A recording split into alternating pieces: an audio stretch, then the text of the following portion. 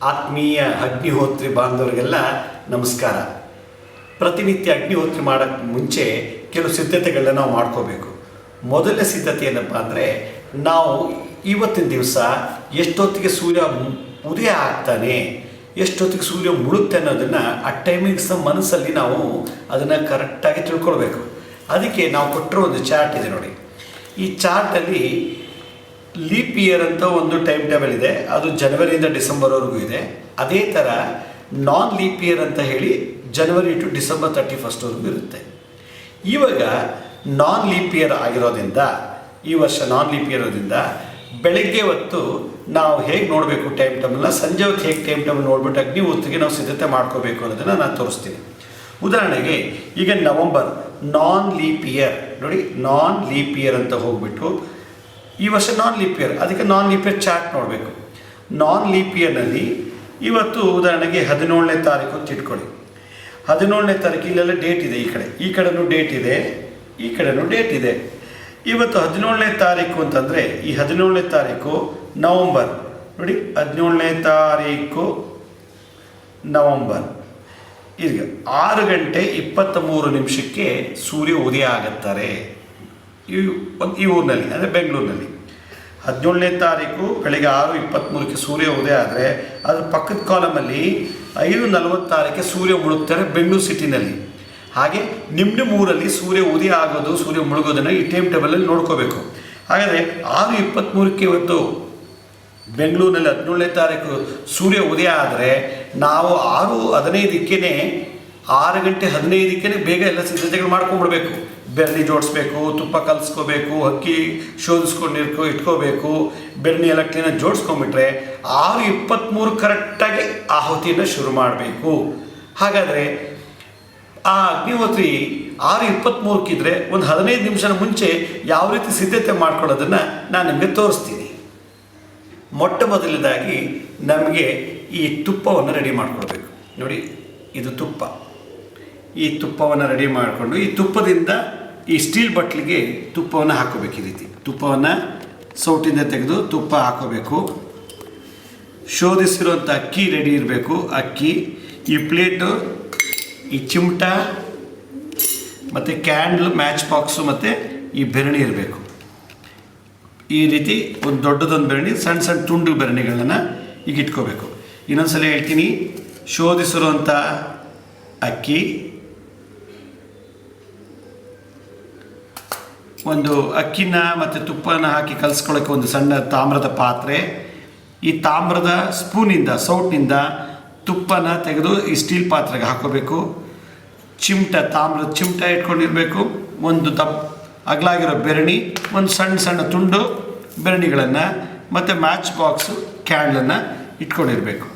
ಇದಿಷ್ಟು ಇದ್ದರೆ ಅಗ್ನಿಹೋತ್ರಿ ಶುರು ಮಾಡೋದು ಈಸಿ ಆಗುತ್ತೆ, ಸುಲಭ ಆಗುತ್ತೆ. ಹಾಗಾದರೆ ಬೆರಣಿನ ಹೇಗೆ ರೀತಿ ಜೋಡಿಸೋದು ಅನ್ನೋದನ್ನು ಈಗ ಮುಂದಿನ ಭಾಗದಲ್ಲಿ ತಿಳಿಸ್ತೀನಿ. ಮೊದಲು ಈ ಥರದೊಂದು ದೊಡ್ಡ ಬೆರಣಿ ತೊಗೊಂಡು ಇದನ್ನು ಸೆಂಟ್ರಿಗೆ ಈ ರೀತಿ ಮುರ್ಕೋಬೇಕು. ಈ ರೀತಿ ಮುರ್ಕೊಂಡು ಇದನ್ನು ಪುನಃ ಸೆಂಟ್ರಿಗೆ ಮಾಡ್ಕೋಬೇಕು. 2 ಪೀಸ್ ಆಯಿತು. ಅದೇ ಥರ ಇದನ್ನು ಒಟ್ಟು ಒಂದು ಬೆರಳಿನಿಂದ 4 ಪೀಸ್ ಮಾಡಿದ್ದೀವಿ. ಈಗ ಒಂದು ಸಣ್ಣ ತುಂಡನ್ನು ಈ ಥರದ ಒಂದು ಸಣ್ಣ ತುಂಡನ್ನು ಮಧ್ಯದಲ್ಲಿ ಇಡಬೇಕು. ಈ ರೀತಿ ಈಗ ಮಧ್ಯದಲ್ಲಿಟ್ಟು ಈಗ ಈ ಥರ ಒಂದು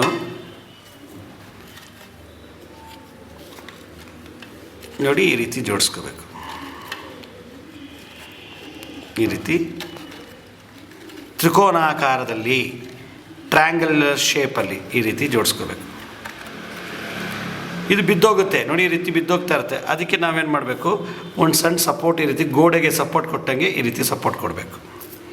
ಈ ರೀತಿ ಸಪೋರ್ಟ್ ಕೊಡಬೇಕು.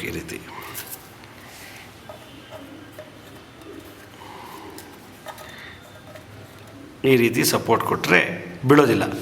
ಸಣ್ಣ ಸಣ್ಣ ತುಂಡುಗಳನ್ನ ಈ ರೀತಿ ಸಪೋರ್ಟ್ ಕೊಟ್ಟು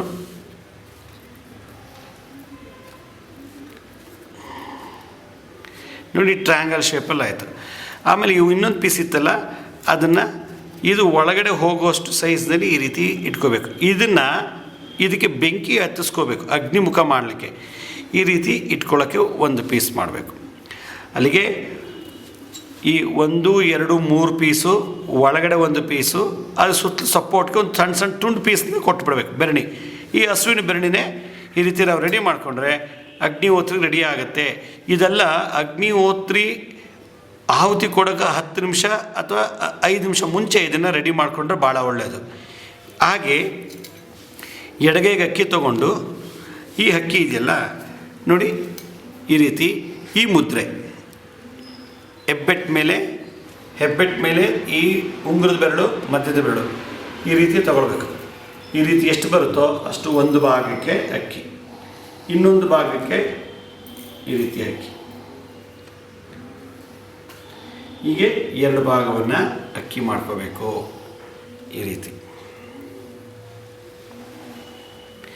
ಈ ರೀತಿ ಮಾಡಿ ರೆಡಿ ಮಾಡಿ ಇಟ್ಕೊಂಡು ತುಪ್ಪವನ್ನು ಇದಕ್ಕೆ ಬೆರೆಸ್ಬೇಕು.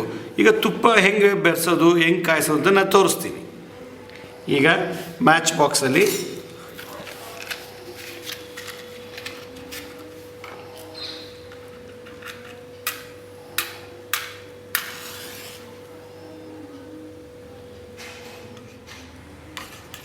ಈ ರೀತಿ ತುಪ್ಪನ ಕಾಯಿಸ್ಕೋಬೇಕು.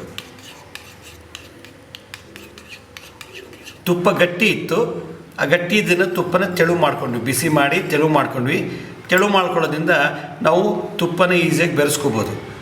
ಈಗ ಈ ತುಪ್ಪನ ಅಕ್ಕಿಗೆ ನೆನೆಸ್ಬೇಕು. ಈ ರೀತಿ ಹಾಕಬೇಕು. ಒಂದೇ ಒಂದು ಸ್ಪೂನು ಹಾಕಿ ಸಾಕು, ಒಂದೇ ಒಂದು ಸ್ಪೂನು ಈ ರೀತಿ. ಆಮೇಲೆ ಈ ಬೆರಣಿಯನ್ನು ಸ್ವಲ್ಪ ತುಪ್ಪದಲ್ಲಿ ನೆನೆಸ್ಬೇಕು, ತುದಿನ ಈ ರೀತಿ.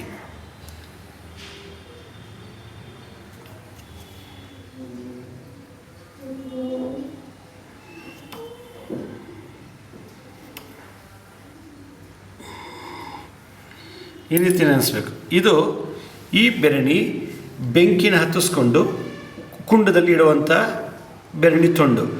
ಮೊದಲು ಅಕ್ಕಿಗೆ ತುಪ್ಪವನ್ನು ಹಾಕಿ ಈ ರೀತಿ ಎಲ್ಲ ಕಲಸಿ ಇಡಬೇಕು.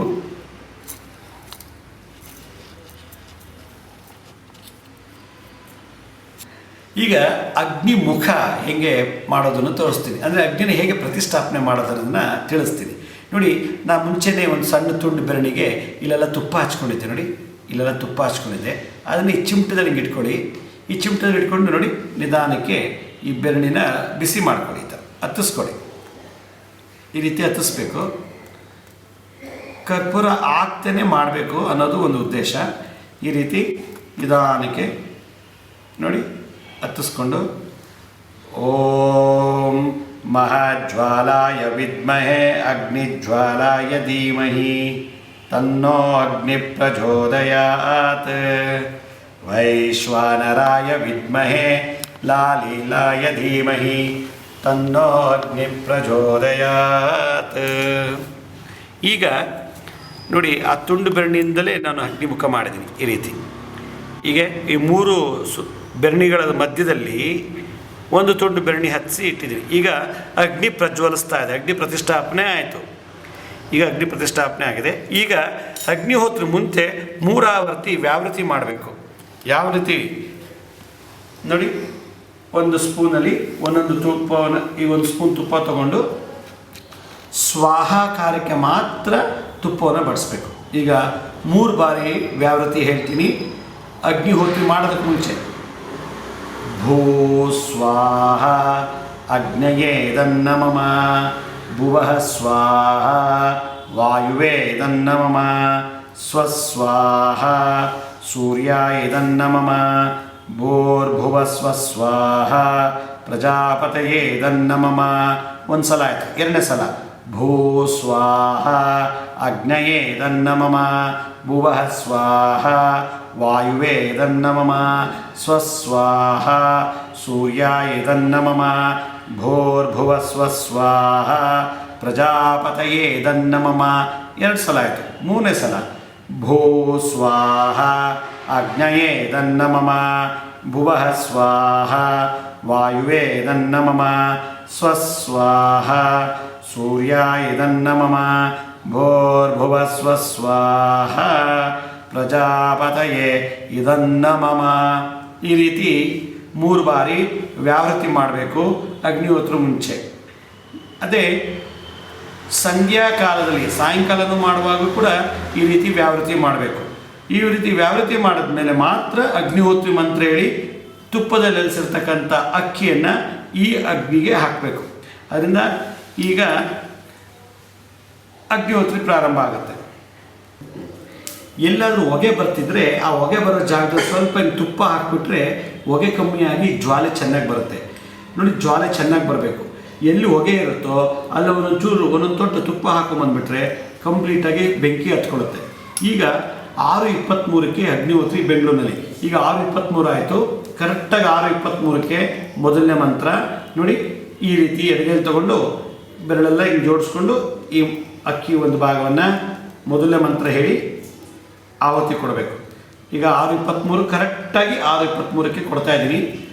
ಸೂರ್ಯಾಯ ಸ್ವಾಹ ಸೂರ್ಯಾಯ ಇದನ್ನಮಮ ಪ್ರಜಾಪತಯೇ ಸ್ವಾಹ ಪ್ರಜಾಪತಯೇ ಇದನ್ನಮಮ. ಇಷ್ಟೇ. ಸೂರ್ಯಾಯ ಸ್ವಾಹಕ್ಕೊಂದು ಭಾಗ ಆವತಿ ಆಯಿತು, ಪ್ರಜಾಪತಿಯೇ ಸ್ವಾಹಗೆ ಒಂದು ಭಾಗ ಆಯಿತು. ಇದು ವ್ಯಾವೃತ್ತಿ ಆದಮೇಲೆ ಕರೆಕ್ಟಾಗಿ ಆ ಟೈಮಿಗೆ ಸರಿಯಾಗಿ 6:23ಕ್ಕೆ ಶುರು ಮಾಡಿಬಿಡ್ಬೇಕು. ಇದು ಬೆಳಗಿನ ಅಗ್ನಿಹೋತ್ರಿ. ಇದಿಷ್ಟು ಮಾಡಿದ್ಮೇಲೆ ನೀವೇನು ಮಾಡೋಂಗಿಲ್ಲ, ಈ ಜ್ವಾಲೆ ನೋಡ್ತಾ ಪ್ರಾರ್ಥನೆ ಮಾಡಿ ನಿಮ್ಮ ಇಷ್ಟಾರ್ಥ ನೆರವೇರಲಿ ಅಂತ ಬೇಡ್ಕೊಳ್ಳಿ ಅಷ್ಟೇ. ಇದು ಮಾರ್ನಿಂಗ್ ಅಗ್ನಿಹೋತ್ರ. ಇವಾಗ ಸಾಯಂಕಾಲ ಅಗ್ನಿಹೋತ್ರ ಮಾಡೋದು ಹೇಗೆ ಅಂತ. ಸಾಯಂಕಾಲ ಕೂಡ ಸೇಮ್ ಎಲ್ಲ ಸಿದ್ಧತೆಗಳು ಇದೇ ಥರ ಮಾಡಿಕೊಂಡು ಸಾಯಂಕಾಲ ಅಗ್ನಿಹೋತ್ರ ಮುಂಚೆ ವ್ಯಾವೃತ್ತಿ ಮಾಡಬೇಕು. ನೋಡಿ, ಈ ರೀತಿ ಭೂ ಸ್ವಾಹ ಅಗ್ನಯೇ ದನ್ನಮಮ ಭುವಃ ಸ್ವಾಹ ವಾಯುವೇ ದನ್ನಮಮ ಸ್ವಸ್ವಾಹ ಸೂರ್ಯಾಯ ದನ್ನಮಮ ಭೂರ್ಭುವ ಸ್ವಸ್ವಾಹ ಪ್ರಜಾಪತಯೇ ದನ್ನಮಮ. ಇನ್ನೊಂದು ಸಲ ಭೂ ಸ್ವಾಹ ಅಗ್ನಯೇ ದನ್ನಮಮ ಭುವಃ ಸ್ವಾಹ ವಾಯುವೇ ದನ್ನಮಮ ಸ್ವಸ್ವಾಹ ಸೂರ್ಯಾಯ ದನ್ನಮಮ ಭೂರ್ಭುವ ಸ್ವಸ್ವಾಹ ಪ್ರಜಾಪತಯೇ ದನ್ನಮಮ.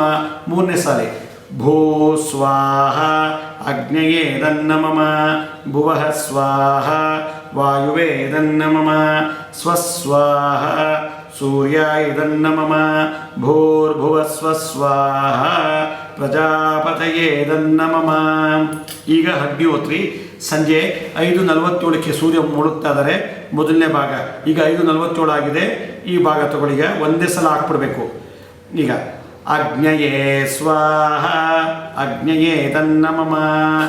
ಎರಡನೇ ಮಂತ್ರ ಪ್ರಜಾಪತಯೇ ಸ್ವಾಹ ಪ್ರಜಾಪತಯೇ ದನ್ನಮಮ. ಇಷ್ಟೇ ಸಂಧ್ಯೆ ಅಗ್ನಿಹೋತ್ರಿ. ಈಗ ಅಗ್ನಿಹೋತ್ರಿ ಆಯಿತು. ಇದಾದಮೇಲೆ ಏನೂ ಹಾಕೋಂಗಿಲ್ಲ, ತುಪ್ಪ ಹಾಕೋಂಗಿಲ್ಲ, ಬೆಣ್ಣೆ ಹಾಕೋಂಗಿಲ್ಲ, ಮತ್ತೇನು ಹಾಕೋಂಗಿಲ್ಲ.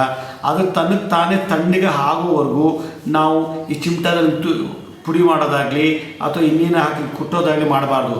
ತನಗೆ ತಾನೇ ಶಾಂತಿ ಆಗಬೇಕು ಅಗ್ನಿ. ಅದಕ್ಕೆ ಮುಂಚಿತವಾಗಿ ಇದನ್ನು ಮುಟ್ಟಕ್ಕೂ ಹೋಗಬಾರ್ದು. ತುಂಬ ಹೊಗೆ ಬಂತ ಇದನ್ನು ತೊಗೊಂಡು ಇದೇ ಥರ ತೊಗೊಂಡೋಗ್ಬಿಟ್ಟು ನಿಮ್ಮೆಲ್ಲರೂ ಹೊರಗಡೆ ಇಟ್ಬಿಡಿ. ಹೊಗೆ ಮನೆ ಒಳಗಡೆ ಸೇರೋದಿಲ್ಲ, ಆರಾಮಾಗಿ ಹೊಗೆ ಹೊರಗಡೆ ಹೊರಟೋಗುತ್ತೆ. ಹೊಗೆ ಕಮ್ಮಿ ಆಯಿತು ಅಂದಾಗ ನೀವು ಅದಕ್ಕೆ ತನ್ನಕ್ಕೆ ತಾನೇ ಬಿಟ್ಬಿಟ್ರೆ ಆ ಭಸ್ಮ ಹಾಗೆ ಉಳ್ಕೊಳ್ಳುತ್ತೆ. ಯಾವುದೇ ಕಾರಣಕ್ಕೆ ಹಿಂಗೆ ಚಿಮಟದಿಂದ ಚುಚ್ಚಿ ಪುಡಿ ಮಾಡೋದಾಗಲಿ ಅಥವಾ ಬೆರಳು ಹಾಕೋದಾಗಲಿ ಬೇರೆ ಏನೂ ಮಾಡಬಾರ್ದು. ಅಗ್ನಿ ತನ್ನಕ್ಕೆ ತಾನೇ ಶಾಂತಿ ಆಗಬೇಕು. ಈ ಅಗ್ನಿ ಮುಂದೆ ಕೂತ್ಕೊಂಡು 5 ನಿಮಿಷ ಮೆಡಿಟೇಟ್ ಮಾಡಿ, ಇಲ್ಲ ಜಪ ಮಾಡಿ, ಇಲ್ಲ ಪ್ರಾರ್ಥನೆ ಮಾಡಿ. ಈ ರೀತಿ ಮಾಡೋದ್ರಿಂದ ನಿಮಗೆ ಸಕಲ ಇಷ್ಟಾರ್ಥಗಳು ನೆರವೇರುತ್ತದೆ. ಎಷ್ಟು ಶುದ್ಧವಾಗಿ ಪವಿತ್ರವಾಗಿ ಶಾಸ್ತ್ರೋಕ್ತವಾಗಿ ನೀವು ಮಾಡ್ತೀರೋ ಅಷ್ಟೇ ಬೇಗ ನಿಮಗೆ ಫಲಪ್ರಾಪ್ತಿ ಆಗ್ತದೆ. ಹೀಗೆ ಈ ಅಗ್ನಿಹೋತ್ರ ಫಲ ನಿಮಗೆಲ್ಲರಿಗೂ ಒಳ್ಳೆಯದಾಗಲಿ, ಫಲಪ್ರಾಪ್ತಿಯಾಗಲಿ ಅಂತ ಹೇಳ್ತಾ ಈ ಕಾರ್ಯಕ್ರಮ ಮುಗಿಸ್ತೀನಿ. ನಮಸ್ಕಾರ. ಸಾಯಿರಾಮ್.